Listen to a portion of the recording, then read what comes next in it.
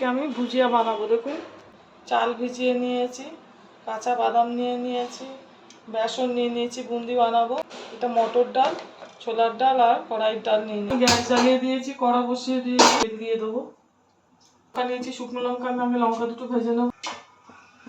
দেখুন, লঙ্কা দুটো ভেজে নিয়েছি, ছোলার ডালটার মধ্যে দিয়ে দেবো। হচ্ছে হয়ে গেছে, ডালটা ওর মধ্যে দিয়ে দেবো।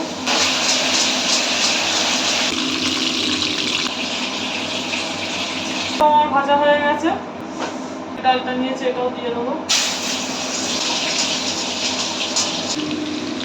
দেখুন, এই ডালটাও ভাজা হয়ে গেছে।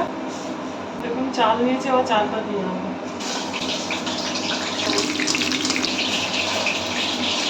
ভাজাটা হয়ে গেছে, উঠিয়ে নেবো। নিয়েছি, কাঁচা বাদাম দিয়ে দেবো। পাতা নিয়েছি, কারি পাতাগুলো ভেজে। এখন আমি বেসন নিয়েছিলাম, এর মধ্যে অল্প সোডা দিয়েছি আর একটু নুন দিয়ে দিয়েছি। এটাকে হালকা করে একটু গুলে নেবো।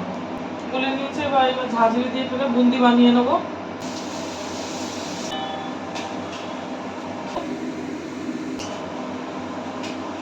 বুন্দিগুলো আমার ভাজা হয়ে গেছে, বুন্দিগুলো এবার আমি তুলে নেবো। ভাজা হয়ে গেছে বুন্দিগুলো। এখন ভাজাগুলো আমার সব হয়ে গেছে, এগুলো এবারে সব আমি এপাতে ঝেলে নেবো।